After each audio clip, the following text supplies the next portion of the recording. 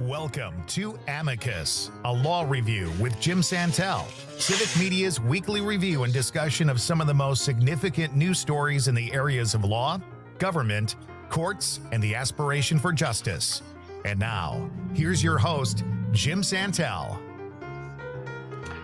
Welcome to this, our weekend venued broadcast here on the stations of Civic Media throughout the state of Wisconsin and well beyond. My name is Jim Santelle, and yes, I am your on-air host for the next 2 hours here on Amicus, a law review. Our broadcast this weekend, as always, as you now well know, takes its name from our adopted and embraced commission. That is to conduct a review, an examination, sometimes an analysis, a deep analysis, as we will do today, a deliberation of some of those recent news stories of our times in those areas of law and government, and yes, beyond that, the aspiration for justice in America, sometimes throughout our world. Amicus, as you know, this legal term, it comes from Latin. It is describing a friend, an individual, an organization that assists in some way in promoting understanding, appreciation of some relevant issues, tension resolution by some entity, some group that needs to make a decision about something that is important in our lives. We offer, therefore, information, insight, perspective, sometimes even some expertise. And that is indeed our mission, our purpose, our goal on this broadcast that also involves you this weekend, as it does every weekend here on Amicus Law Review. We have and always will continue to invite your questions, especially your inquiries about the subject matters that are on our ambitious but achievable agenda, our syllabus every week. Phone number is 844-967-2789. Once more, that's 844-967-2789. Or you can text us. Drop us a note into our feed on the Civic Media app. Let us know what your question or comment may be. Along with Max here in the studios of Civic Media in downtown Waukesha, we'll be taking your questions, your inquiries throughout our 2-hour period this weekend on Amicus, a law review, joined as always by you in our conversation or discussion of the rule of law-related topics of our day. Thank you for once again joining me this hour and perhaps the next hour as well on this, our broadcast on the Civic Media stations. What is our syllabus? What is our academic agenda for this weekend? As always, focusing upon rule of law issues. This is once again this heavy time, this exciting time in the lifeblood of our nation when our United States Supreme Court continues to issue some major opinions on issues, questions, challenges that animate who we are as a nation, animate who we are as a people in our country. This is the time every single year, at the end of its term, actually kind of 3/4 of the way through its term. The term actually continues through the end of September, but this is the time period when the Supreme Court issues its principal decisions in this term. Some 62, count them, 62 cases the Supreme Court has heard during the course of this present term, the 2023-2024 term. It's back in business again come October 1 of this year and continuing well into next year. Already on things that will report down the road on this broadcast, the Supreme Court beginning to issue what's called writs of certiorari. These are these orders that are sent to lower courts that identify those cases that it is going to be reviewing, analyzing, and giving us some rulings on in the next year. Already in the weeks, actually the months of recent times, our Supreme Court has been issuing these writs of certiorari and beginning to populate its docket for the coming year. And we've been talking about some of those cases down the road. Today, our focus is on the immediate issues. And that is this time in our history, every single year, June and sometimes into July as well, when our United States Supreme Court issues these major decisions in rulings that have been pending before it sometimes for more than a year, certainly during the previous term itself. We know based upon the inventory of the Supreme Court that it has about nine decisions of just this past week We're going to talk about two of those in particular in this broadcast of Amicus Law Review. One of them has to do with guns. That's right, a guns-related decision. The second gun-related decision of this term. And then, although this sounds boring and wonky, the reality is we're also going to be talking about a tax-related decision. A tax-related decision that also has some great implications for the future and some commentary, arguably, on the future viability of things called like a wealth tax or wealth taxes, much the subject of political debate in the Congress and outside of the Congress. We'll talk about those cases called Rahimi, that's the guns case, and more, that's the tax case. Beyond that, we're also going to go back down to Fort Pierce, Florida. That is where Judge Eileen Cannon is in the middle. That's right, the middle of 3 days of hearings in that case involving the Mar-a-Lago documents, the case involving our former president, arguably our future president named Donald Trump, and his allegedly illegal taking, acquisition, perhaps even use of classified and non-classified documents in violation of federal law. She's got that case in front of her. She's conducting some pre-trial hearings. We're going to talk about what the subject matter of those is, and then also review the status of her cases generally. We're going to talk very, very generally about the kinds of things she's doing. I'll tantalize you by telling you that part of the perspective I'm going to offer today falls in the categories of three different Ds, three different D words that describe what's going on right now in that federal district court in South Florida. We're spending a lot of time talking about Eileen Cannon and the pendency of that case, and then we necessarily need to stay in the South, but a few states to the west, and then is Louisiana. Again, a state where a legislature has passed some laws, a law in particular that requires the posting of, that's right, the 10 Commandments in public schools and universities throughout that state. We're going to talk about what the legislature has done in that particular state, and also, of course, the Supreme Court implications for that. The teaser on that, the heads up on that is that the Supreme Court has already determined that the posting of these kinds of things inside of public schools, back in 1980, issued its decision on this, found it unconstitutional. Nonetheless, Louisiana's the legislature there, just this past week, in violation of Supreme Court law, has decided to take this up again, a part of another process here that we see in many instances, that is returning to the past, this reliance upon present views that are contrary to what our history has been, contrary to what the law is, but an attempt to turn back time. We're going to talk about that a little bit in connection not only with that particular case, but also about other things coming out of the Supreme Court, a lot of them having to do with Clarence Thomas and his continuing articulation, even as he dissents in the Rahimi case, his focus on the past and his belief that the present term and the present terms of the Supreme Court should be almost exclusively focused on things that have happened in the past, plainly does not believe in a living constitution, but continues to articulate this fundamental premise in his opinions, principally his dissent, as we will see this weekend in Rahimi, his dissenting of view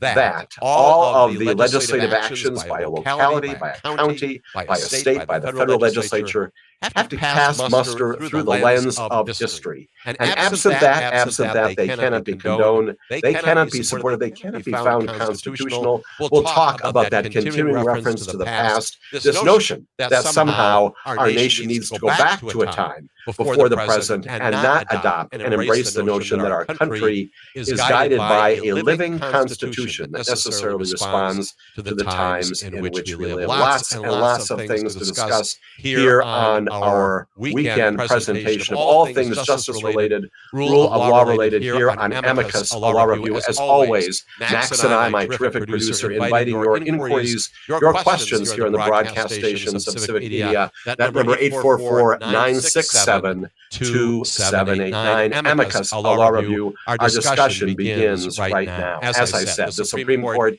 in this period of time, typically late May into June, and perhaps even into July this year, they've done that from time to time, gone into the early days of July, may or may not be doing that this term. We know, once again, that just this past week, in cutting back on its backlog, if you will, of cases that it got to resolve and present to us as members of the Supreme Court, they issued 9 opinions, 9 different cases just this past week.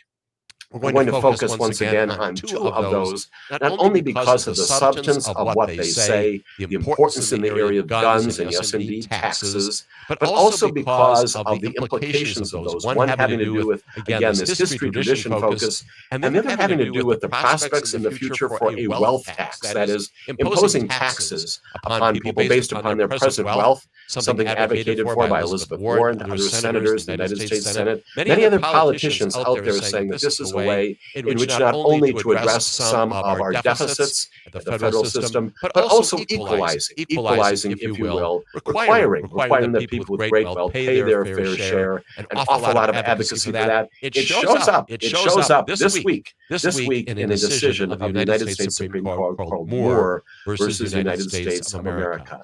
There are 15 more cases, 15 more, 1-5 on the docket of the Supreme Court, yet to be decided in this term. 15 more cases. Those include a second abortion case. That's the case coming out of Idaho, whether or not the Idaho abortion ban, the nearly prohibitive ban on abortion there, supersedes, if it trumps the federal law that requires that medical doctors in that state and throughout the nation requiring them to provide life-saving treatment, maybe in the form of an abortion, to keep mothers alive and doing well. That issue still to be resolved by the United States Supreme Court. We've got two major social media cases coming up that implicate the interaction between executive branches and legislative branches when it comes to the interplay between what you can post on social media platforms and what you cannot post. And then we've also got a couple of cases involving agency. We've talked a lot about this. The discretion vested in federal courts, not vested in federal courts, to decide to defer to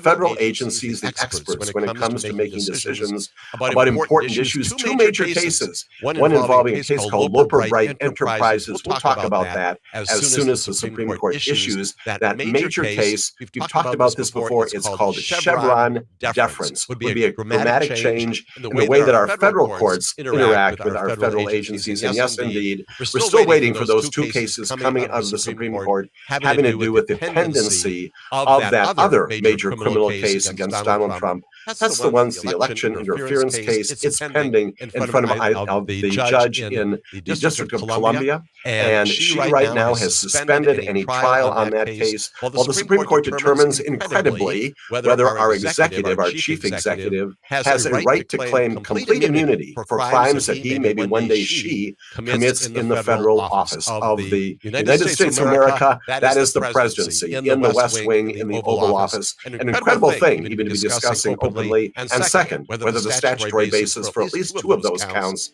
pending in front of that judge can continue. All of that on our academic syllabus coming up this weekend on Amicus Law Review. Stay with us and join us for that all-important discussion here on the broadcast stations of Civic Media.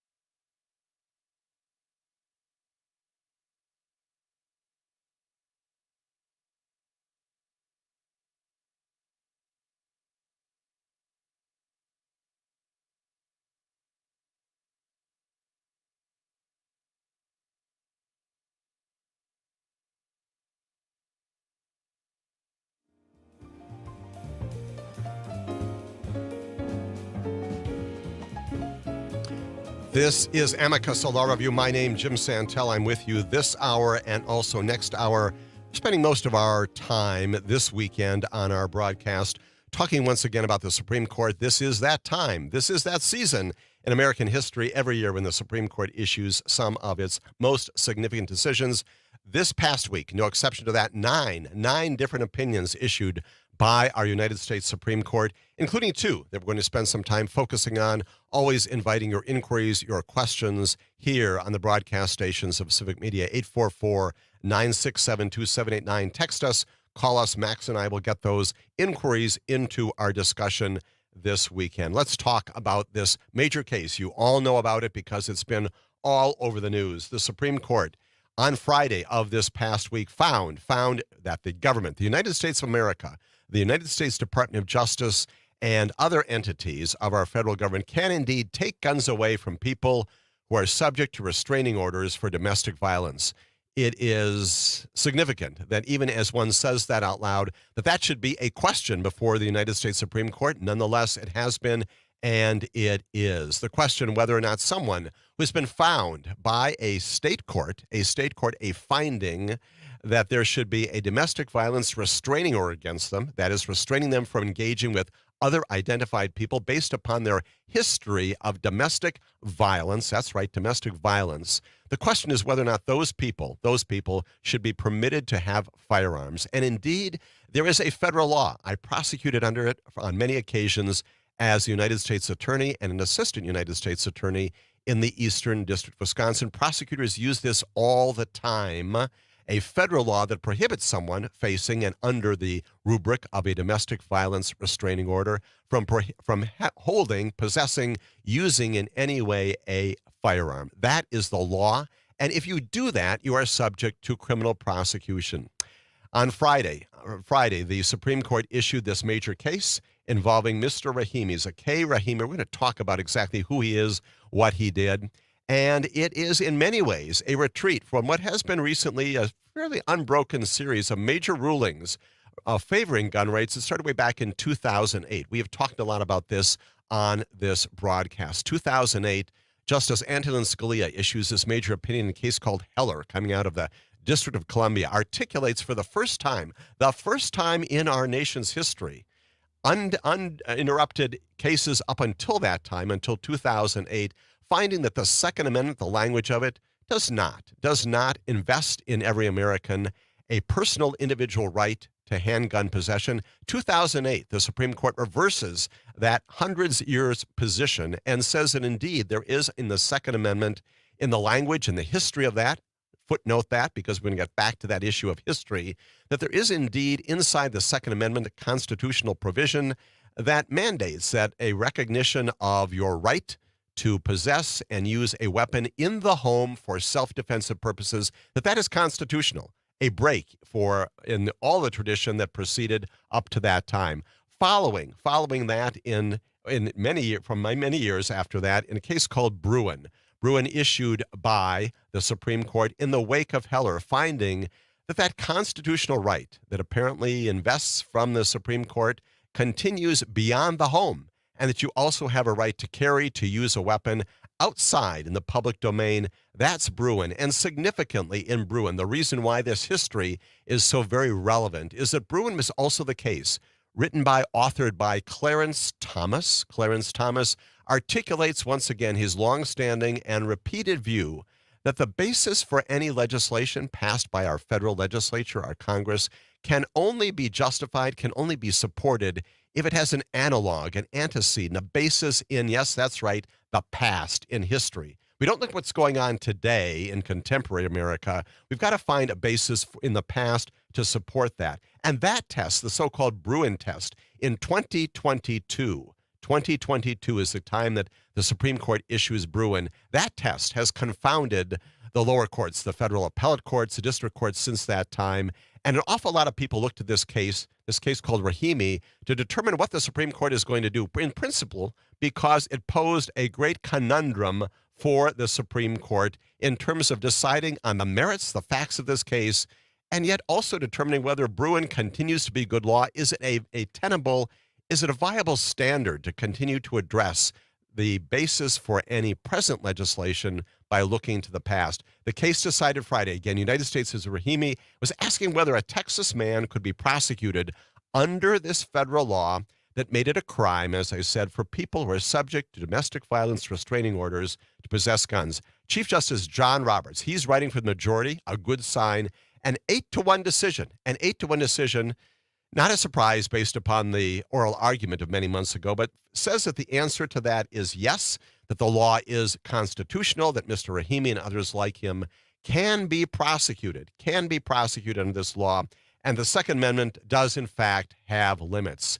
The particular circumstances of this case are dramatic, and they warrant some review here because the Supreme Court, wrestling plainly with probably one of the worst cases for the advancement, if you will, of gun rights in America, recognizing implicitly, if not explicitly, that they have before it a case where the extension of protections under the Second Amendment simply could not go forward. Mr. Rahimi was 23.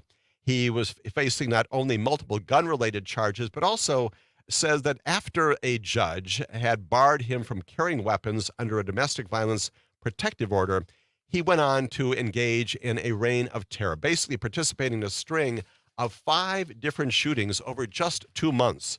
A panel of U.S. judges in the Court of Appeals for the Fifth Circuit wrote that he was hardly a model citizen. And again, during the course of the oral argument before the United States Supreme Court, the Chief Justice engaged Mr. Rahimi's counsel on whether or not there was any doubt that Mr. Rahimi is indeed a fully, hugely dangerous person. Ultimately, counsel having to acknowledge it, yes, indeed, he is a dangerous person. The Rahimi case here, dramatic in terms of what exactly he did. In December of 2019, Rahimi and his girlfriend get into an argument in a Texas parking lot. And during that fight, Rahimi knocked his girlfriend to the ground. He dragged her to his car, shoves her inside, and according to court records, when he realized that a bystander was watching, he pulled out a gun and fired a shot at that bystander. It gets worse. The girlfriend runs away from him, and he later calls her, threatens to shoot her if she tells anybody about what just happened. A Texas judge then issues a 2-year restraining order. February of 2020 is when this happens, and identifies all of this history. The judge at that time finds that Mr. Rahimi has committed family violence, and specifically finds that such violence was likely to occur again in the future. And as a part of that order, the judge explicitly tells Mr. Rahimi he cannot have a gun, cannot continue with his handgun license. According to all the records in this case, Rahimi, in the wake of that clear instruction, that domestic violence restraining order, goes on to do even more, flagrantly defying the court's order. In August of 2022, he reaches out to his girlfriend once again on social media, went to her house in the middle of the night.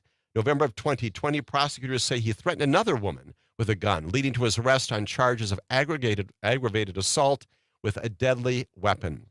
After someone bought drugs from him, again later on, he fires an AR-15 into the man's house. The next day, during a traffic crash, they say he shot at a driver. He's accused of firing a gun into the air in a residential neighborhood 3 days after that. A few days after that, this kind of mayhem continues as we talk more here about what Mr. Rahimi did and how the Supreme Court of the United States of America reacted to this violence, basically assuring all of us that people like Mr. Rahimi cannot and will not be permitted to engage in future conduct like this. The law has some meaning, and we'll talk about exactly what the Supreme Court said in response to all of that when Amicus, a law review, continues.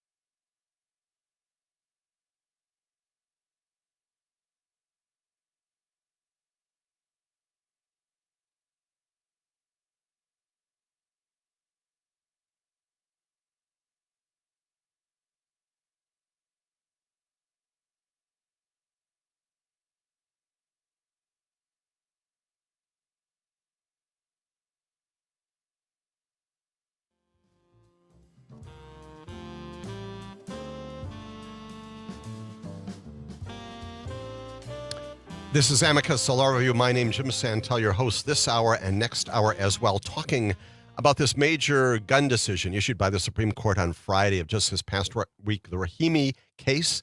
What is this all about? Why is this exposition of Mr. Rahimi's conduct so very important? It is important because the Supreme Court plainly understanding that it is working on a case involving someone who is indeed extremely violent, talking earlier about the extent to which Mr. Rahimi is a one-man terror organization with his use of firearms, not only shooting at people with whom he is engaged in drug transactions, during traffic crashes. He's accused of firing a gun in a residential neighborhood. A few days after that, after a truck flashes its headlights at him, he followed the truck and shot at that car. January, they say, of the same year, he fires shots in the air after a friend's credit card is declined at a Whataburger restaurant. During a search of Rahimi's bedroom in January of 2021, they find a loaded Glock and a rifle, along with a copy of the domestic violence restraining order, clearly indicating he is aware of the fact he is not to do any of that, and nonetheless thwarting that. He is prosecuted then,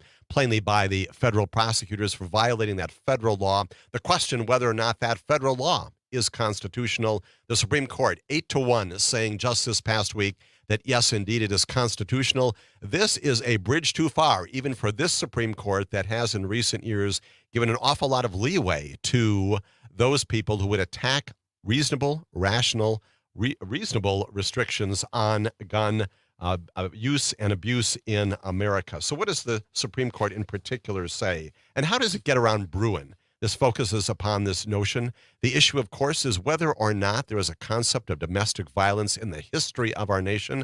The reality is that that concept is relatively modern. It's a relatively contemporary concept. And an awful lot of people thought that this posed a tremendous conundrum, as indeed it does and did for the Supreme Court, having to look back at a time when domestic violence and threats of domestic violence restraining orders were not a part of our general jurisprudence. Therefore, suggesting, consistent with Bruin and what the Justice on the Supreme Court who authored Bruin, Clarence Thomas, would say, that because of that Mr. Rahimi does in fact get to carry a weapon, because indeed the law premised upon history is not supported by that history. Well, the Supreme Court rejects that notion just this past week. The United States Supreme Court, and in particular, the Chief Justice, says this: when a restraining order contains a finding that an individual poses a credible threat to the physical safety of an intimate partner, that individual may, consistent with the Second Amendment, be banned from possessing firearms while the order is in effect. That's the Chief Justice John Roberts writing.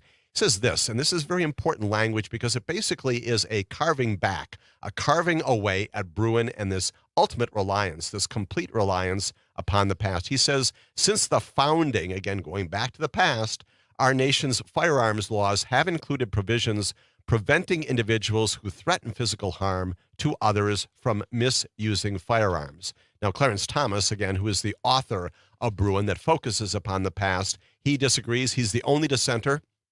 Clarence Thomas, the person who would apparently permit people like Mr. Rahimi to carry weapons in America, not just Texas, but around the nation.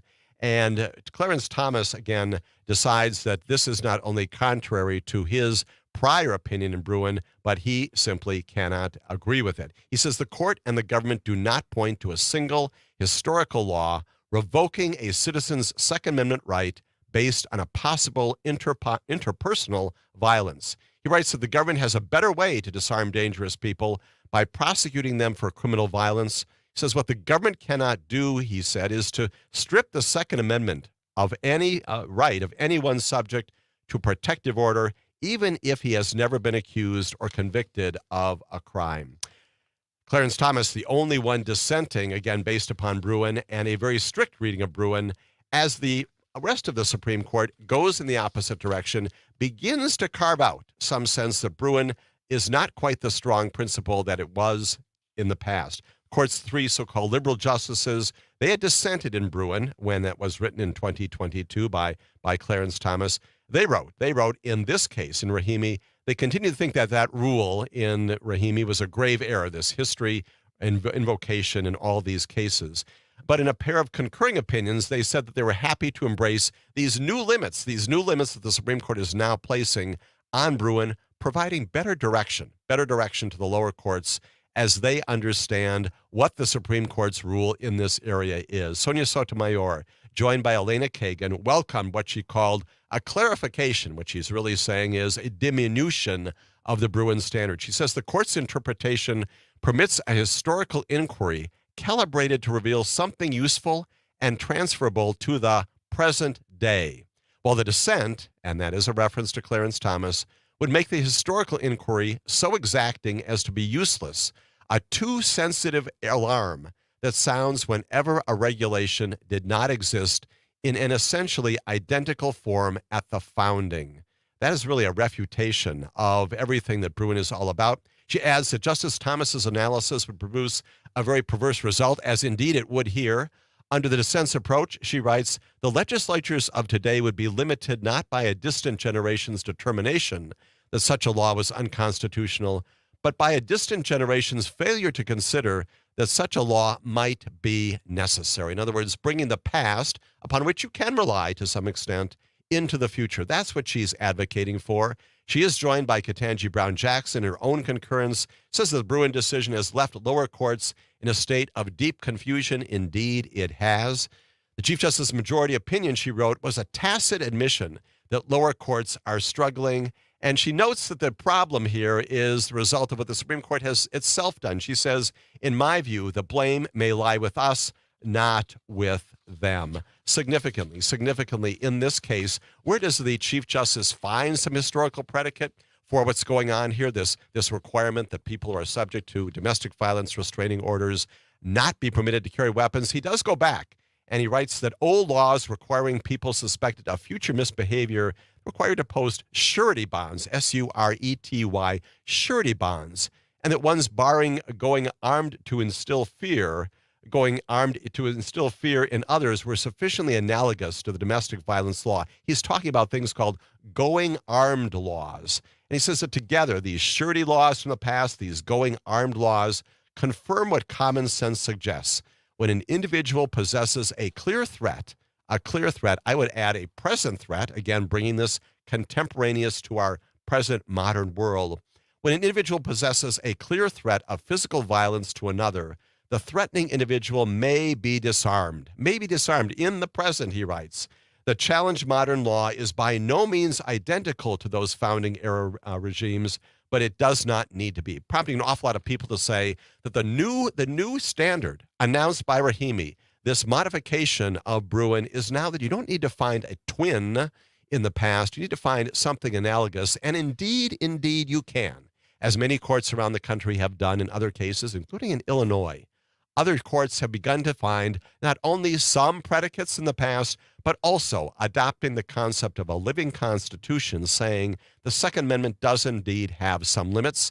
That's in Heller. That's in Bruin as well. The Supreme Court has said previously that you can, in fact, impose limitations on the sale and restriction, the distribution. All kinds of things can be done. The Rahimi case is carving back Bruin, and it stands now as a major decision of the Supreme Court, not only in this docket of this term, but also going forward, and helps, in the words of the three so-called liberal justices, providing more definition to the lower courts who've been wrestling mightily since 2022, when Justice Thomas told us you look exclusively to the past. No more. And as of Friday of this past week, a new basis upon which legislatures, local, state legislatures, even the federal legislature, can adopt and can put into place restrictions, reasonable, rational restrictions on the use of firearms that will keep us safe and secure. Those now effectively permitted by virtue of the Rahimi rule that carves back the Bruin rule quite dramatically. A very significant case in our nation's history, that just this past week. We do have a caller on the line, perhaps talking about Rahimi. Mark, glad to have you with us this morning. What is your inquiry, your question, or your comment? Glad to have you with us, Mark. Mark, are you with us? All right, Mark. Yes, Mark, go right ahead. Go right ahead. My mind is kind of pulled in some different directions here. That yes, it is that I kind of basing this on Madison's Federalist 44, where he suggests that they didn't enumerate everything in the Constitution that Congress might need to do, because they didn't know what contingencies we might face as a nation. It's fascinating to me that a Supreme Court who has found almost an absolute right up to this point in time now that people have the right to persons have the right to keep and bear arms no matter where, no matter what. That when they cannot find a right to vote in the Constitution, where it actually says the right to vote, in the 14.2 of the Constitution, and that further amended to include universal suffrage for people over 18. That I'm being a little disjointed now because I'm collecting my thoughts together, but it is just fascinating to me that they cannot see an absolute right for, the right of people to vote. They can't find that because they say, well, it doesn't say it directly. Well, it does say it directly. And that they cannot find the right to privacy when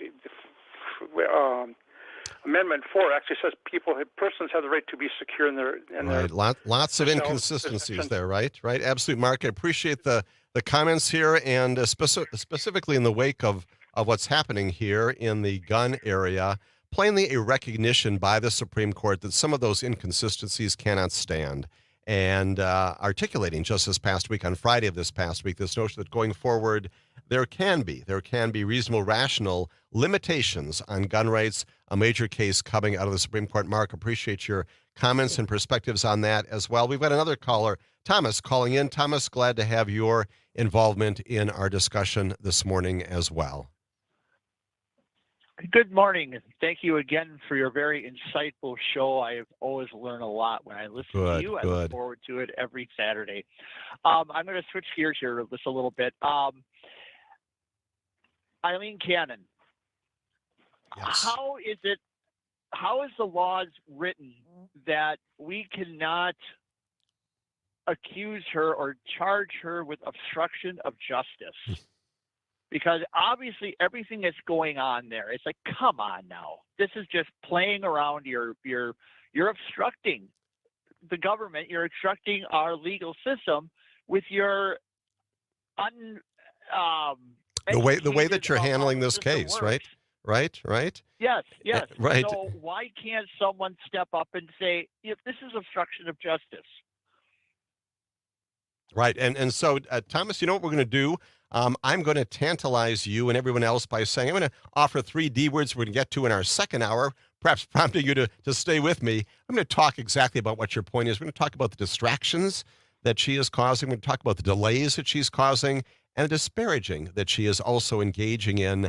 We'll talk a little bit more about her conduct. You're talking about, of course, about her whole course of conduct in overseeing the Mar-a-Lago documents case. I'm going to focus in particular, Thomas, at your invitation and already on my agenda on what's going on in Fort Pierce right now, identifying those distractions, those delays, those disparagements that she is engaging in, that for people like you and others prompt us to ask, why is she still on this case? And I'm going to recast your question, appropriately offered here by you, to suggest what are the remedies out there? What kinds of things can, in fact, be proposed to address this issue?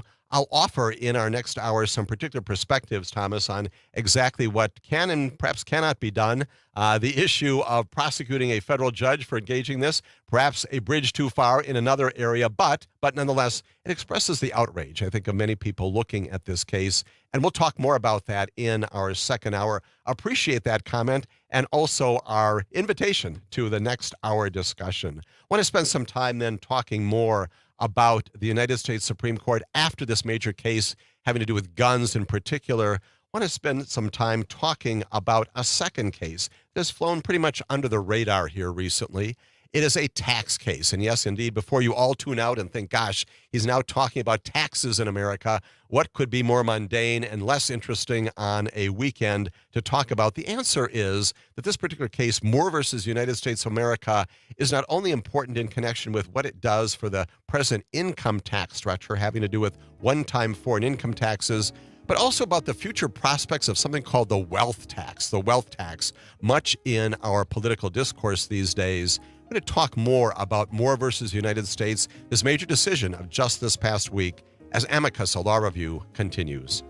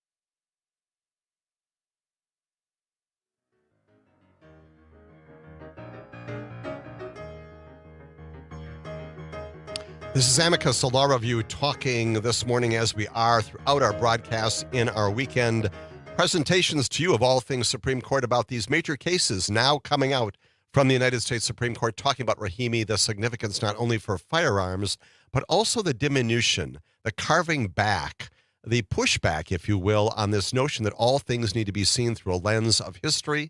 We saw even last week in this case involving intellectual property that Amy Coney Barrett also suggesting very, very loudly, taking on Clarence Thomas and saying that this unilateral, almost exclusive focus on history cannot stand, suggesting that inside the Supreme Court there is a change going on to the good. We have not seen it completely, but certainly Rahimi is one of those examples of where a majority of the Supreme Court, not including Clarence Thomas, but a majority of the Supreme Court, including people like Sam Alito and Neil Gorsuch and certainly Amy Coney Barrett, looking at all of this, Brett Kavanaugh as well, certainly the Chief Justice who writes this opinion, saying it can't be just about history, it's got to be about contemporary issues as well. Speaking about contemporary issues, the Supreme Court weighing in sometimes in some political areas, even in the context of cases right before it. The Supreme Court on Thursday of this past week, the case is Moore versus United States, it's upholding a tax on foreign income that basically helped to finance the cuts, remember these, that President Donald Trump imposed way back in 2017. It's a case that many experts had cautioned, if it went in the other direction, could basically undercut completely our entire tax system. Again, significant because the Supreme Court did not go down that road. Brett Kavanaugh writing for 5 justices. This is a 7-2 decision. He is joined by the Chief Justice, once again, John Roberts, and yes, indeed, Sonia Sotomayor and Elena Kagan and Ketanji Brown Jackson. Those are the 7 altogether who come together and make this determination. In concurring opinions, Amy Coney Barrett and Sam Alito also explain that they agree with the upholding of the tax, but for different reasons. But all of them basically enter this major decision, Moore versus United States, that upholds a tax on foreign income that financed those cuts that President Trump at the time in 2017 imposed. The question before the justices seemed fairly simple and straightforward at a glance, but in fact it's a little bit more complicated and has these political implications down the road about whether or not a wealth tax, not addressed by this opinion, but could in fact stand up against constitutional analysis. The question is whether or not, under the Constitution, which Congress which gives Congress some limited powers of taxation, does this particular tax scheme survive?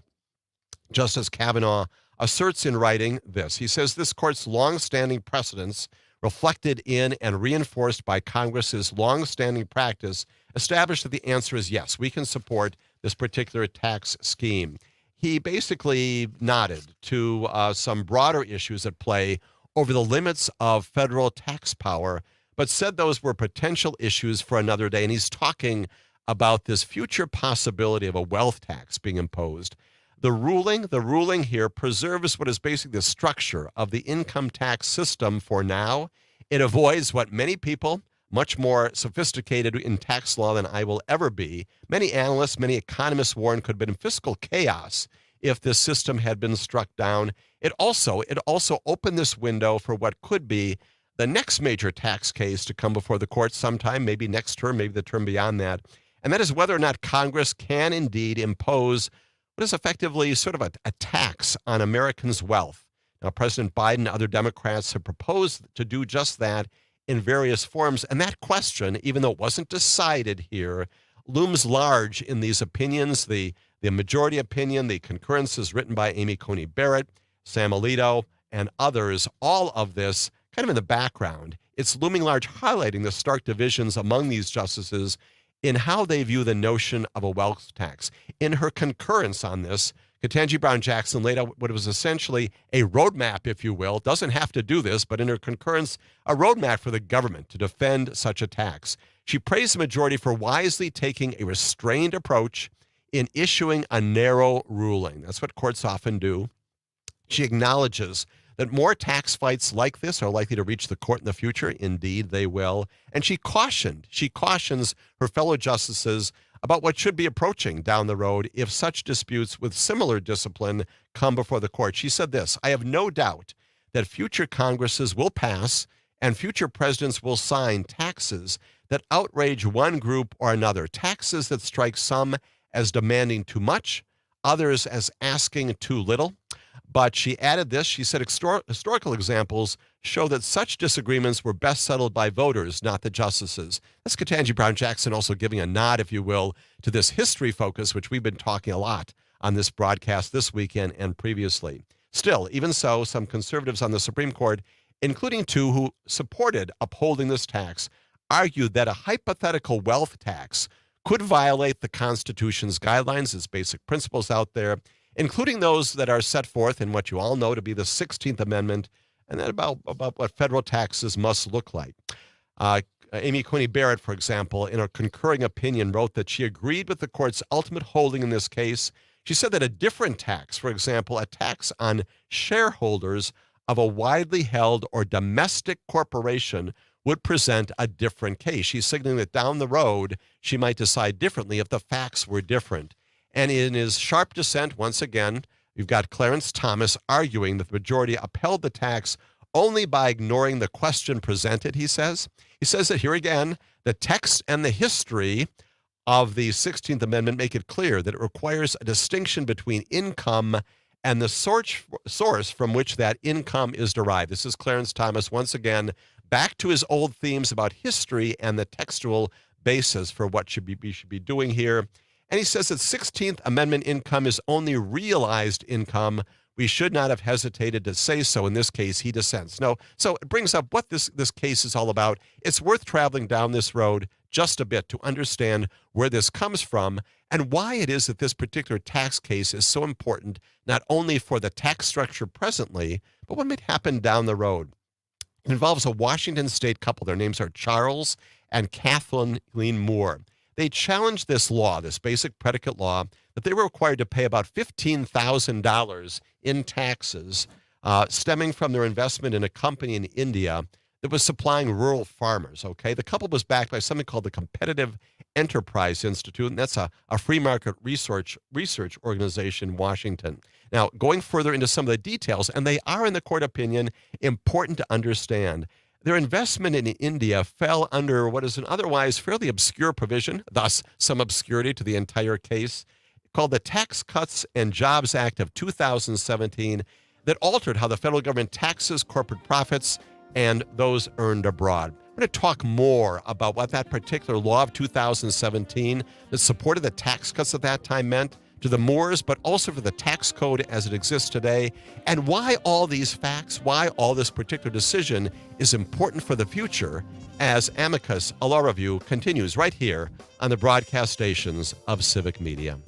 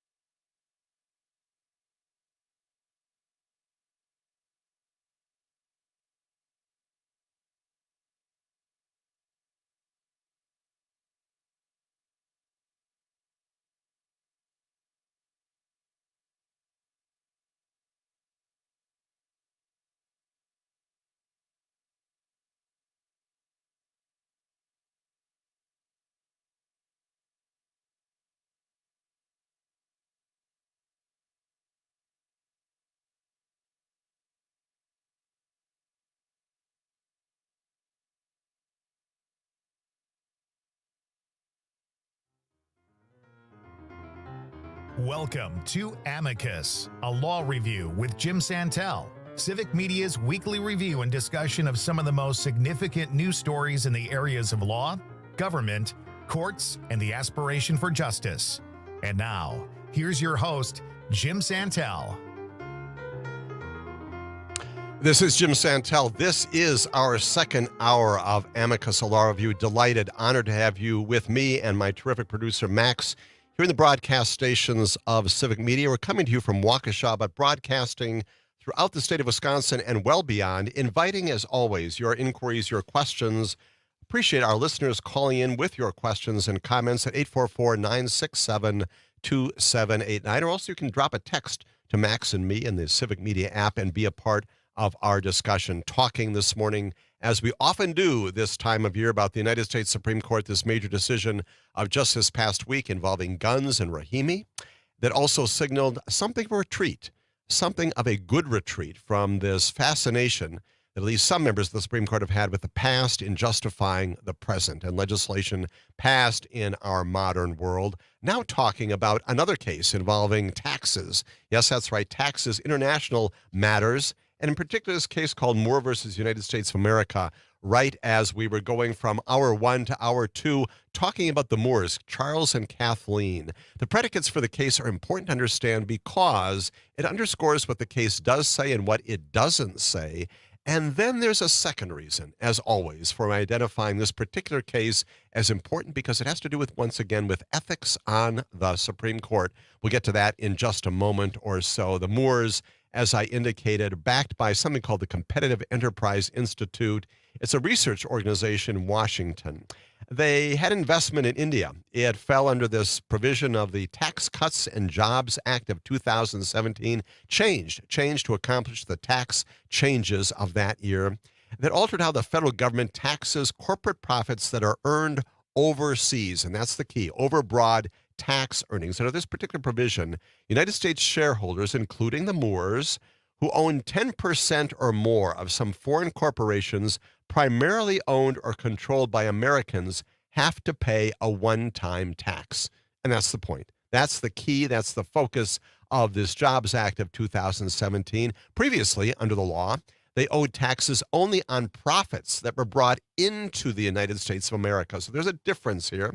And an issue, of course, then is whether the Moores should be subject to this particular tax, changed in 2017, even though they themselves never received or realized any income from their particular investment in question overseas as a part of their supplying these rural farmers in India. In 2016, according to the court records here, the couple invested about $40,000 in a company that supplied these farmers with some basic tools. That's a good thing. And the Moores also received some shares in the company, which started by a friend of the Moores called in this enterprise. And the friend who started this company is named Ravindra Kumar Agrawal, also a part of the lawsuit here and a part of the understanding of the facts of that lawsuit. 2018, the Moores discovered that under the law, they owed income tax on the company's reinvested earnings. Following all this, dating way back to 2006, and that added about $15,000 to their tax bill.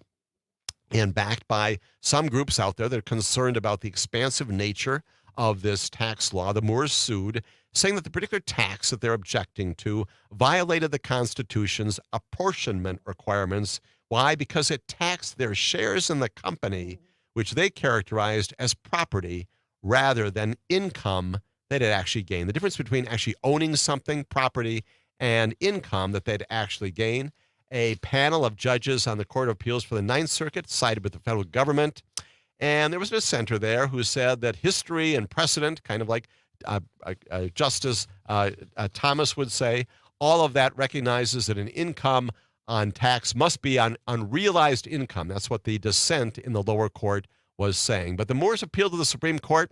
We agreed to review this case, and as I indicated, the Supreme Court went in the opposite direction. The Supreme Court finding that indeed this particular tax is constitutional and there's nothing wrong with the way that it was put into place, and that it goes forward. The Moores basically lose. An important case, again, for the tax structure because it keeps things in place. An awful lot of economists out there, people who look at these things closely, tax lawyers, tax managers generally say that if the Supreme Court had gone in the opposite direction, find that this particular version of the law changed in 2017, gone in the opposite direction would have created calamity, catastrophe, arguably, inside our tax system. Did not happen, but probably not the reason for the Supreme Court's deciding this direction. They do, in fact, justify this based upon some history, but also a contemporary implication and application of the law.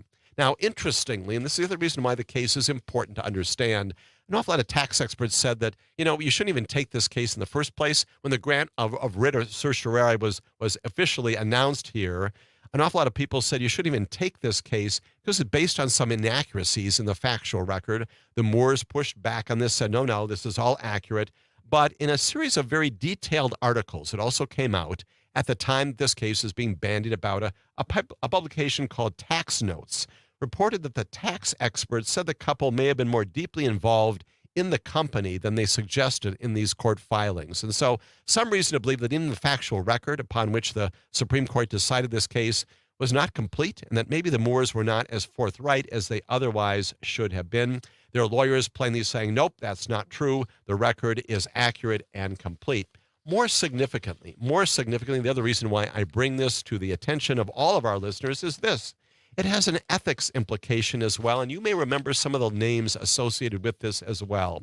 A lawyer for the Moores, his name is David B. Rivkin Jr., R-I-V-K-I-N, had twice interviewed Justice Sam Alito for the Wall Street Journal. Remember this story? On the editorial page in the months before the case was presented. It raised questions at this time. That is, the lawyer for the Moores interviewing Sam Alito, who is deciding this case, raised questions about whether or not that justice should hear the dispute at all. At the time, Alito declined to recuse himself from the case. He wrote in a specific statement that Mr. Rivkin, the lawyer for the Moores in this case, had interviewed him just, quote, as a journalist and not as an advocate. As a journalist, not as an advocate. Therefore, Justice Alito said, I can remain on the case, no recusal necessary at all.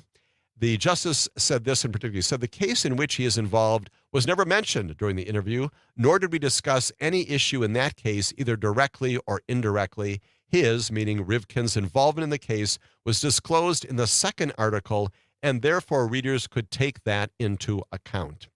And plainly, looking at all of this, an awful lot of people said, well, gee, given the fact that you've been interviewed by the very lawyers who are petitioning in front of you on behalf of their clients, in these articles for the Wall Street Journal, these editorial page articles, appropriate right for you to recuse yourself.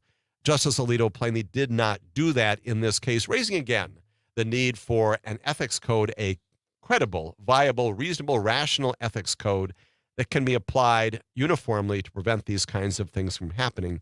Some ethics experts also suggested that Chief Justice John Roberts and Justice Thomas and even Justice Ketanji Brown Jackson should also have recused themselves in this case.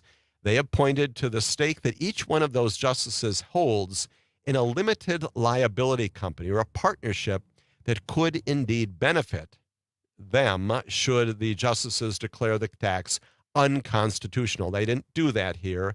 All three of those justices, in addition to Justice Alito, all of them participated in this, again, raising questions across the board about whether or not justices who could arguably have a benefit, depending upon how the case comes out, should be reviewing the case. The answer plainly is no. We've got at least one justice, again, has a direct connection to the lawyer advocating in front of the Supreme Court. His name, again, David Rivkin, interviewing Justice Alito about matters not related to this case, but nonetheless about judicial issues generally, having that connection at a time when the court is also entertaining this very case involving the Moores. A case significant, again, for underscoring the significance of ethics on our Supreme Court, and this notion that we need to rely upon the complete lack of bias, lack of prejudice, lack of particular inclination by members of our Supreme Court on all sides of the political aisle, the reason for the disclosures that they're required to make, more significantly, the reason why our Congress, particularly the United States Senate, continues to ask that the United States Supreme Court not only adopt a code that provides clarity on all these issues. It requires recusals in situations where justices and judges should no longer be addressing these kinds of cases, and also assures us more generally that the decisions that are rendered, whether it's in Moore and Rahimi, all these cases, all these kinds of things, are the subject of a true and genuine application of the law to the facts and the facts to the law, and are not in any way prompted by affiliations with the lawyers for the parties themselves, and even disclosures about where income comes from.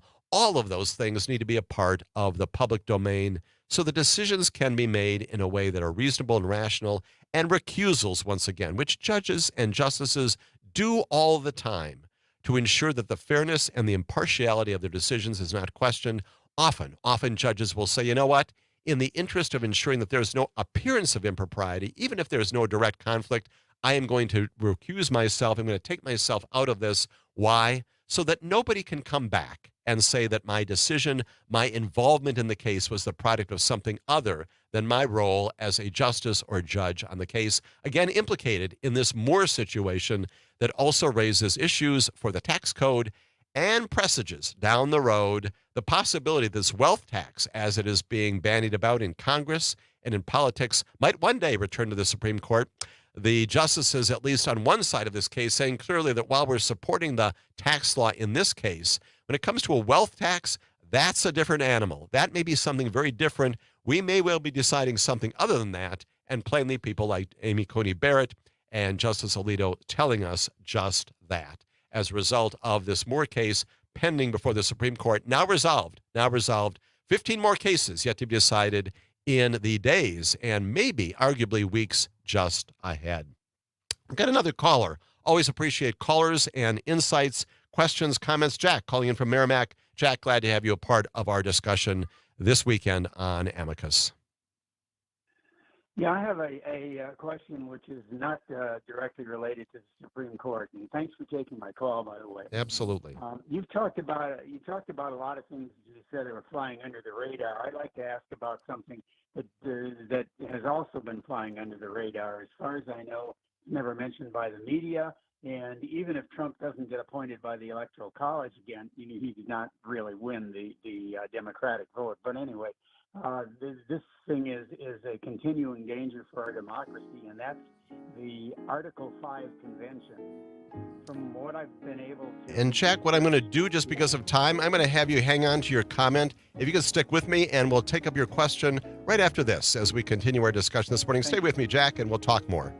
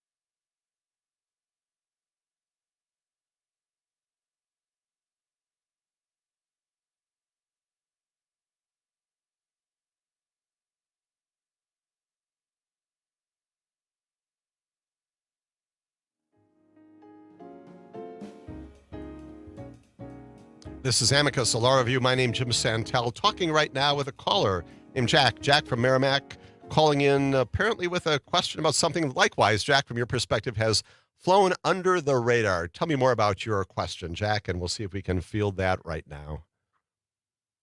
Okay. This is what I'm calling about is the so-called Article 5 Constitutional Convention, something like that. From what I've been able to research, I think it's 2/3 of the states call for it. It would essentially allow a no-holds-barred entire revision of our whole Constitution. And at this point, if my research is correct, only 6 states more need to enact legislation calling for it. Wisconsin, I believe under Walker, passed such legislation, if my memory is correct. Now, while these states represent a minority in population, the last time I checked, the majority of the states were in so-called Republican control. That's really, in this Republican Party, that's the MAGA control. We've already seen the shenanigans Wisconsin's gerrymandered legislature has pulled with just our Constitution, using the amendment process to bypass the governor and using vague and confusing. And so, Jack, I assume from all this that you're in favor of a new constitutional convention. Is that what your advocacy is for? No, in fact, I am concerned. Okay. That this may actually happen. All right. And given the shenanigans that our legislature has already shown here, I consider the Article 5 convention almost as dangerous, perhaps more so even. An awful lot of people, Jack, I think agree with you. That is that if, in fact, and I think you've got the process here just right, it's not easy to do. But, Thomas Jefferson once said very appropriately that every generation should reconsider the Constitution. He was obviously at the start of our nation. Maybe that would be too volatile, if you will. But he was plainly an advocate for continuing. I think his theory was that we should always be updating things to make certain that they're a reflection of our contemporary world. I think, Jack, your comments about what could happen in a free-ranging constitutional convention are well taken, and that's the concern. If you go forward and you can rewrite the thing from start to finish, question also among an awful lot of people out there whether even a group coming together today could resolve a new constitution in a way that our forebears did, our founding fathers did. An awful lot of compromise taking place way back in 1787, so forth. Whether that would be possible today in our present climate, an awful lot of questions asked about that. But Jack, again, your particular invocation here of that process does raise the possibility of doing that at some point down the road.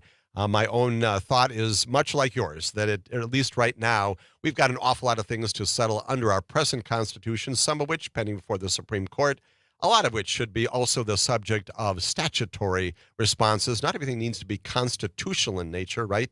A lot of things should be resolved by our statutory authorities, our legislative authorities, and that too would weigh in on whether or not we really need to go back and start over with a brand new Constitution. Jack, appreciate your comment and your invocation of the Constitution this morning. We had another caller in our first hour. His advocacy, Thomas, your advocacy was about another judge. Her name is Eileen Cannon. She is the judge who is presiding over the Mar-a-Lago documents case, a place called Fort Pierce, Texas. That is in the Southern District of Florida. That's a federal district in the Southern District there in the state of Florida. And she's presiding over this federal criminal prosecution of Donald Trump. It involves him and 2 others. They're also alleged to be involved in some obstruction counts. But it has basically to do with whether or not he improperly maintained, took, bandied about, had in his possession, in violation of the federal law, not only documents that were classified, but other documents that he should not have had. We know that the documents laws here vest the property ownership of these documents in whom? In the United States people, in the constituency generally, all of us own them. They're not owned by a particular president, and that's the premise upon which this prosecution proceeds. She is now presiding over that case. And Thomas, your suggestion was, what do we do in response to a judge there who is plainly slow-walking the progress of this case? Indicted a very long time ago, again, by Jack Smith. He is the special counsel. Important point in understanding for what's going on right now. And she is entertaining, again, in this pretrial setting, an awful lot of motions that have been put forth by the defense. Now, defense counsel have an absolute obligation, if you will, an absolute right on behalf of their client to raise defense issues that go to the legitimacy of the indictment, in this case, in any criminal case. You file motions to suppress evidence, things that have come in during the course of the investigation. You file motions to dismiss. We've seen that in the case involving the Georgia election interference case, where the judge entertained the possibility that some portions of that charge, that state charge, in Georgia were improperly drafted. Indeed, the judge there dismissed 6 counts. That came on a motion to dismiss a part of that set of charges, that grand jury indictment. there in Georgia. Here again, the defense counsel has an obligation, if you will, on behalf of their client to raise all kinds of motions. That is not to say that every single motion has the merit of every other motion on the list of motions that are presented. And it is not unusual, not at all unusual for judges when they're presiding in a pretrial setting, resolving these motions to dismiss, to suppress, to make decisions about what evidence will come in. Those are called motions in limine, limiting the kinds of things that can be presented during the course of a trial.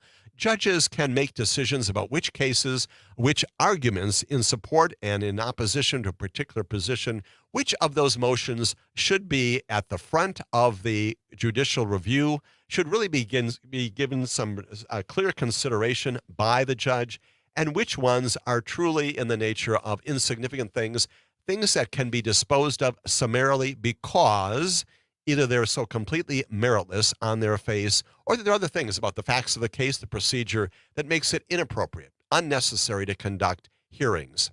And judges, including those before whom I appeared routinely in the Eastern District of Wisconsin, the Western District of Michigan when I was there, even sometimes in the District of Columbia circuit, all around the country, routinely make those decisions about what can and should not be the subject of full-blown hearings. Eileen Cannon, in addition to many other concerns about her management in this pretrial setting, has been conducting hearings about virtually every single motion that has come before her. And that includes what's going on right now. And so what's happening in Fort Pierce in front of Judge Cannon right now is her meticulous review of every single one of these motions, including a 3-day hearing now underway on one of those motions that I would offer falls in the category of things that maybe you take a little bit of time to address, but do not deserve this kind of focus. One of the many motions presented by the defense on behalf of Donald Trump is whether or not Jack Smith was properly named by the Attorney General as the special counsel. And we can go into a great deal of detail. The focus of this is on the established law already. And the reality is that this issue about whether or not an attorney general has the capacity to appoint a special counsel, it's already been resolved. It's been resolved many times over the period of the past decades. It's been resolved in connection of Bob Mueller's review, his position as a special counsel looking at the Russia investigation. It was resolved in other iterations, other names for these kinds of people who look at things independent, or at least somewhat independently of the Department of Justice.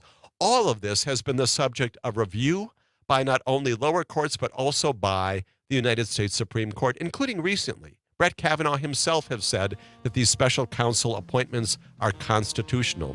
And yet, as we will talk, Eileen Cannon revisiting this issue, having a hearing on this issue as the proceedings in front of her go ahead. We'll talk more about that as Amicus, a law review, continues here on the stations of Civic Media.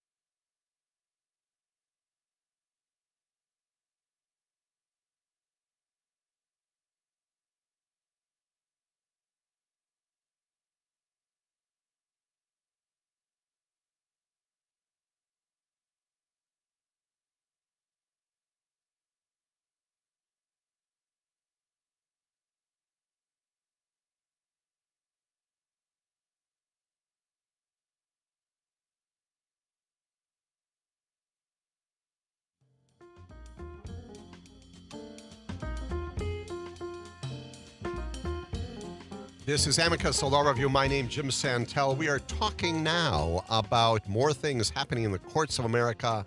Judge Eileen Cannon, U.S. District Judge in South Florida, entertaining motions in the pretrial stage. No trial date set. Trial not at all likely to go in this calendar year, maybe not even next calendar year at this particular pace.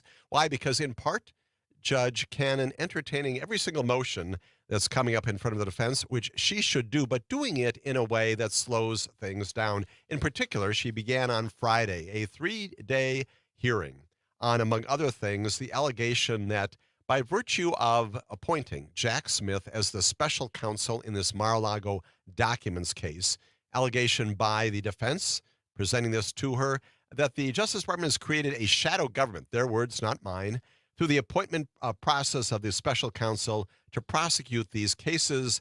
And of course, prosecutors pushing back on it, not only saying that there is authority to do this, but that this is long settled, and indeed they're correct. And nonetheless, the attorneys presenting these arguments in front of Judge Cannon obliged to present not only this precedent, but to tell her that these matters have long been resolved. Indeed, there's an awful lot of authority out there to suggest that these kinds of appointments have been settled by not only the Supreme Court, by the legislature, our federal Congress as well. This kind of thing, that is the appointment of a special counsel, has been done historically, again, with support both legislatively and judicially.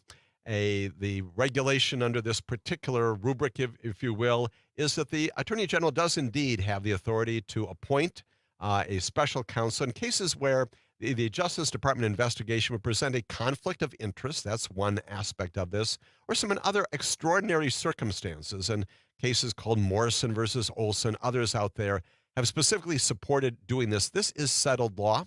Notable special counsels in U.S. history include Ken Starr, the Clinton Whitewater investigation, Lawrence Walsh, Iran-Contra, and many others out there. And the point of all of that history, the arguments being made right now by Jack Smith's attorneys to Eileen Cannon, is that there is not only nothing to see here, but this is settled law. Nonetheless, engaging in not only extended conversation, but asking counsel for the special counsel to tell her more about whether or not the Attorney General is involved, and if so, in the ways in which he is involved in this. Now, the attorneys for Jack Smith have declined appropriately to engage in that discussion. No obligation whatsoever for any attorneys to tell a judge or a justice about the backdoor discussions, if you will, inside discussions among the attorneys themselves about legal issues, about strategies, things behind closed doors, appropriately kept in that setting. But she continues to have this hearing. And again, it is continuing on Monday. And at that time, she is not only going to be considering more of this, but has also indicated that she's going to be taking up again this request from Jack Smith, which he has raised before, about whether or not that should be an order preventing Donald Trump from talking about the terms and conditions by which that search warrant was conducted at his Mar-a-Lago residence in August of 22. Again, argued previously, presented previously, and she is entertaining that issue again, rather than simply disposing of it one way or another. She has also indicated along the way that she's going to be taking up many other hearings, scheduling other hearings and taking up other motions as a part of this overall process. Again, absolutely obliged to do this, absolutely required as in her role as a judge who's presiding over this case to address and resolve motions. But a good and experienced judge knows which among these are significant. A motion to suppress, for example, given the circumstances of the search, might, under appropriate circumstances, be properly brought to her, properly disposed of by her. Maybe a motion to dismiss based upon the context, the status of the charges against Donald Trump and the others. All of that. But a good judge knows what to call forth and what kinds of things can be dismissed summarily. In the end, my view of all of this, as I indicated to Thomas earlier in our program this weekend, three things that she is doing. One is all of this, of course, a distraction from the fundamental focus, which is the allegations against Donald Trump. very serious allegations that many people regard as perhaps the most compelling of all of the 4 criminal cases pending against him.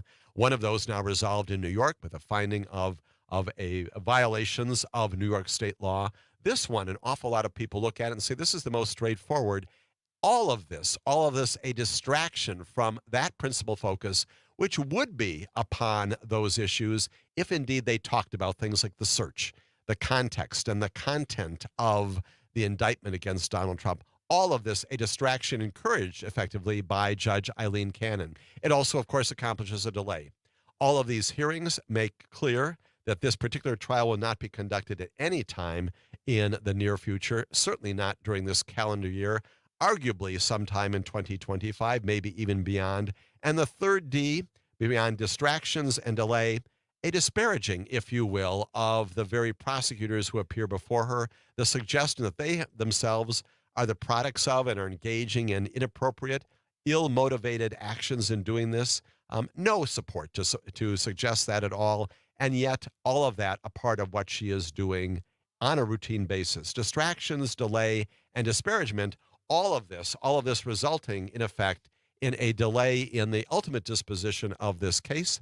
An awful lot of things can be identified and brought up under what's called the Speedy Trial Act to ensure that all these issues have complete exposition, that defense counsel have the opportunity to argue them. No one is indicating that those things should not happen, but the discretion that judges and justices should apply in determining what's important and what isn't important, all of this suggesting that Judge Cannon herself is engaging in delays and distractions and disparagements that are not a part of our expectations for judges, much as Thomas indicated in our first hour. We also know in recent times, reported reliably by a number of different sources, including the New York Times, that Judge Cannon early on was approached not only by the chief judge of the district, by another judge in that district, recommending strongly that she recuse herself from this case based upon her prior handling of that civil case attacking this investigation even before it led to the grand jury indictment that is now before her. She was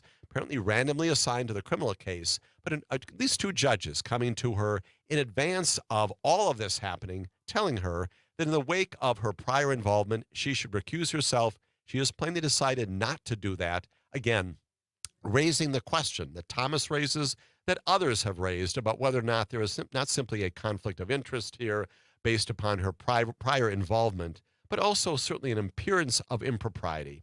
And that, of course, the subject of continuing focus, Thomas's question, ultimately, what do you do? What do you do in this circumstance? My suspicion is that Jack Smith, as a part of his role of special counsel here, is keeping a list, if you will, of the things that are concerning, that raise not only appearances of impropriety, but also arguably conflicts that may in fact ultimately result in a petition, maybe to the chief judge, maybe to the 11th Circuit, that it was, we know, previously told her that she was way out of line in dealing with the civil case. All of that may come forth at some point down the road if Jack Smith decides to pursue this more directly and seeks her recusal, not at her own action, but based upon something that a higher judge, a district court judge, the chief judge, or a judge or a panel of judges from the 11th Circuit might arguably do. All of that could be in the offing as we continue to monitor and view what is going on in South Florida and the administration of this case by Judge Eileen Cannon. No trial date at all as we go into more hearings coming up this coming week. We've got a couple more callers. Always appreciate inquiries and questions about the subject matter of our discussion. Appreciate very much Bill calling in from Oconomowoc this weekend. Bill, your question or your inquiry. Good morning. Great show. How bad has the architecture of our justice system, our Supreme Court, our jurisprudence, everything, how bad has it been twisted, and how long will it take till we recover from this destruction of our normal practice of law? What do you think? Bill, great question, and we could write volumes on that, right, and talk at great length. Like to think that that's what a part of our broadcast is all about. Plainly, it is set by the conduct of people, and I would offer, as we've discussed before on this broadcast, it comes from the Supreme Court, right? If Chief Justice John Roberts establishes at some point for his court a code of ethics. That's where it starts. You look to the people at the very top, and you see that they themselves are subject to recusal requirements and mandates for their behavior. This issue about accepting gifts and other things from personal friends appearing in front of them effectively through their own counsel, all of those kinds of things. It starts from the top. And then it also requires all of the judges themselves, whether they're state court judges, federal court judges, also having before them the words of the oath that every single judge and justice takes. That is to support a constitution, the constitution of their state, the constitution of the United States of America. What does all of that require them to do? It's to administer justice fairly and decently. Yes, to give everybody an option to present arguments, to ensure that due process is promoted, that equal protection is a part of the litigation, whether it's civil or criminal, that's their oath of office, and that they are not in any way misdirected by, Bill, what I suspect your question prompts, which is this notion that somehow I've got another agenda out there, that I've got a political agenda, that I've got something else out there that may in fact prompt me to put that oath of office to one side, that prompts me to set it aside and say, I've got some other agendas here. We have seen that regrettably recently with Sam Alito, and I've made the petition here on our weekend program about the reasons why, based upon his cynicism with respect to the basic trappings of our government, that he should no longer be a justice. Plenty concerns about Sam Alito, concerns about Eileen Cannon going forward in the wake of what was identified by another judge, set of judges in the 11th Circuit, telling her that her conduct is way outside the realm of something appropriate and decent inside the trappings of normal jurisprudence, all of that suggesting that these judges need to reconsider their involvement in particular cases, need to consider whether they're frankly in the right positions here. Your role is to be fair and is to be decent. That's what we require of you. It requires examples, and there are great justices. There are good justices out there in our nation's history. There are tremendous judges in our federal and state courts here in the state of Wisconsin, beyond, who do that every single day. And it's always when the judges and justices who do not follow that come to our attention, that we begin to think that our justice system, with some cause, is not on that road toward a complete, imperfect delivery of unbiased and fair justice for all people. Your question, which is not just rhetorical, it's also practical, Bill, is one that should animate also our political discussion of this time. What kinds of justices, candidates for the presidency, will you appoint? What is their commitment? What are the kinds of people who you're going to appoint to the federal bench? And we should ask that also of the people who are running for office, running for judicial positions in the state of Wisconsin and other states. What is your sense of justice, and how will you approach your system? Can we get the absolute assurance from you, as you are running for these positions in an elective judiciary, that you will not be subject to bias and other prejudice that will impact the results that you provide? Great question, Bill. We'll continue to wrestle with it as we go forward. Dick from Madison calling in. Also appreciate your inquiry on Amicus, a law review. This latest thing that the judge is asking for, yes, she's asking for more information, correct? On, absolutely. She's asking for more information about the nature of the relationship between Jack Smith and the Attorney General, which again, the attorneys there have said, Judge, with all due respect, can't be disclosing those things. Those are protected. And she knows that. And so underscores once again the impropriety of the questioning. Yes.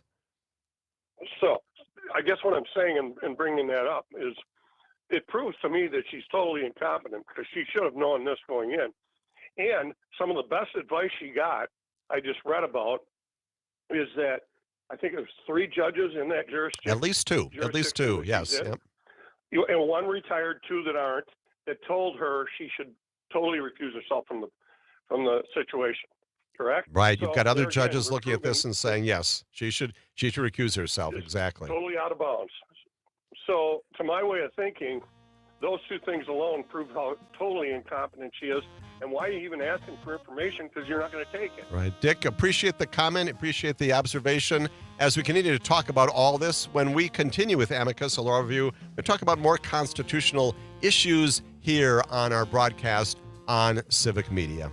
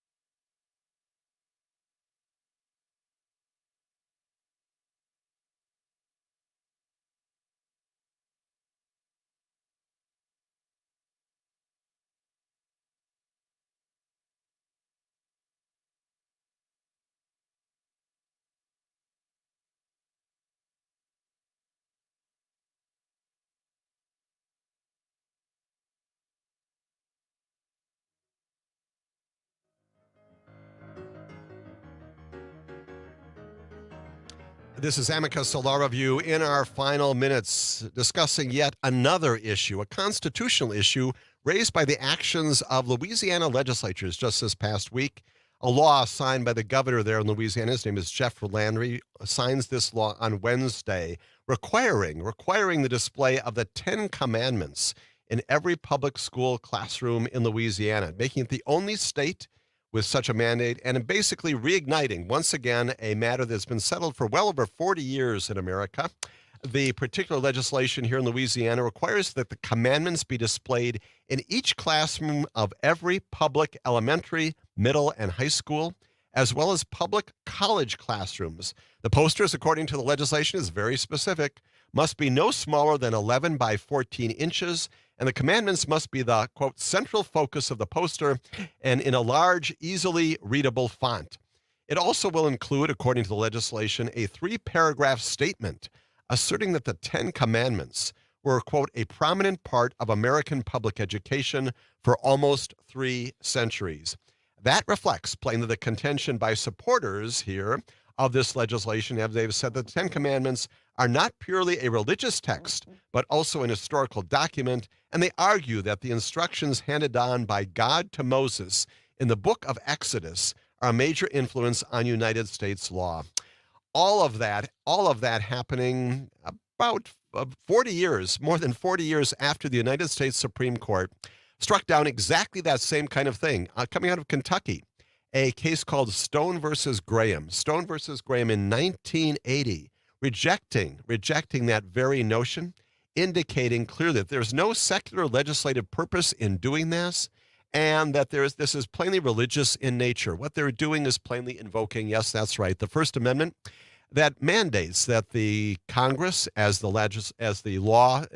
language of the amendment says, but also interpreted generally to mean government. Government can make no law establishing a religion, cannot do anything in any way to affect the exercise of that religion, but clearly at that time and to this day, the United States Supreme Court, as have other courts, have been striking down things exactly like this that have no legislative secular purpose and that are plainly religious in nature, that do in fact establish inside public institutions such as this, the public schools in Louisiana, stricken down on a routine basis, not only back in 1980 in Stone versus Graham, on the basis that it is effectively establishing a religion inside our public institutions, contrary to what the Supreme Court has said on a routine basis. Now, again, as we have talked on a regular basis here on this broadcast, this is a part of a larger effort, if you will, to roll back time. We have talked a lot, even this weekend, about interests of Supreme Court justices in looking to the past and finding once again a reason to resurrect old issues long resolved. We know that is happening again.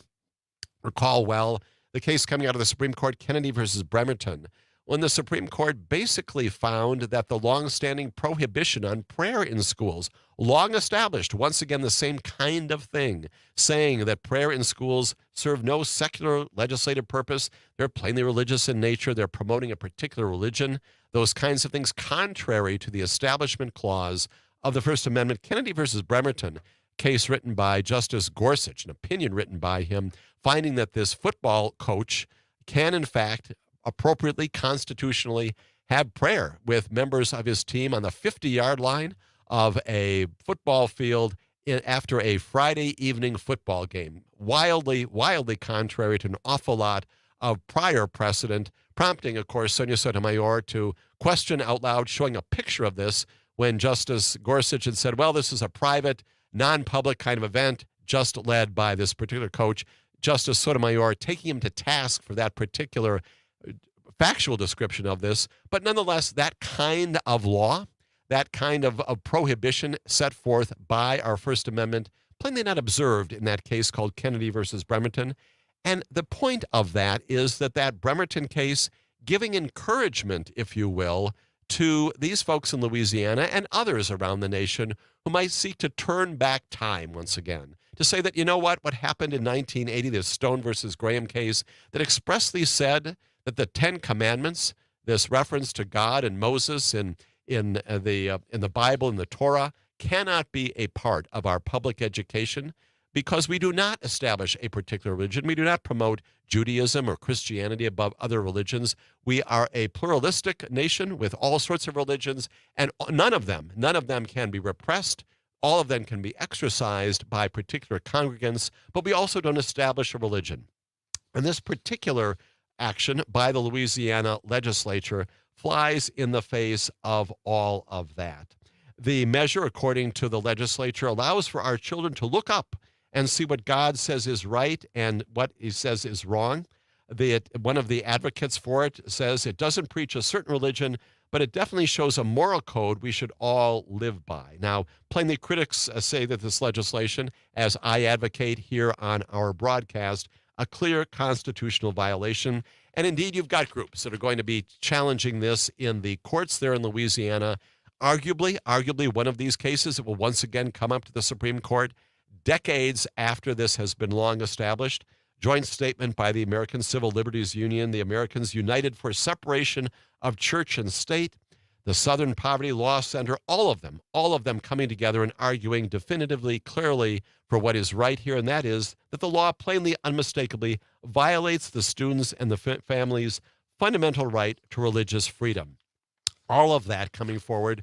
One of the spokesmen for these groups saying that public schools are not Sunday schools, and students of all faiths or no faith should feel welcome in them. That is a reference, basically, to this case way back in 1980 to Stone versus Graham, in which the Supreme Court said exactly that. The law, plainly there in Louisiana, a product of this legislative season in which lawmakers have done a number of different things. In a special session this year, lawmakers rolled back a previous overhaul of some of the previous reforms in the criminal justice system. They passed bills to lengthen the sentences for some offenses. They strictly limited access to parole. They promoted the prosecution of 17-year-olds charged with any crime as adults. And they also allowed methods of execution beyond lethal injection. All of that coming out of this particular legislature. They also advanced the first in the nation measures designating abortion pills as dangerous controlled substances and allowing judges to order surgical castration of child sex offenders. All of that coming out of this Louisiana legislature just in recent times. The latest articulation, this requirement that public schools and public colleges post the 10th Amendment, the 10 Commandments rather, and that it come along with this explanation that is plainly a part of a religious tradition. All of that, the subject plainly of future discussion here on Amicus, a Law Review. As always, appreciate your time with me this weekend. Invite you back again next weekend as we continue our further examination of our United States Supreme Court and the decisions certain to come out in the coming week. Have a good weekend and a good week, everybody. Take care.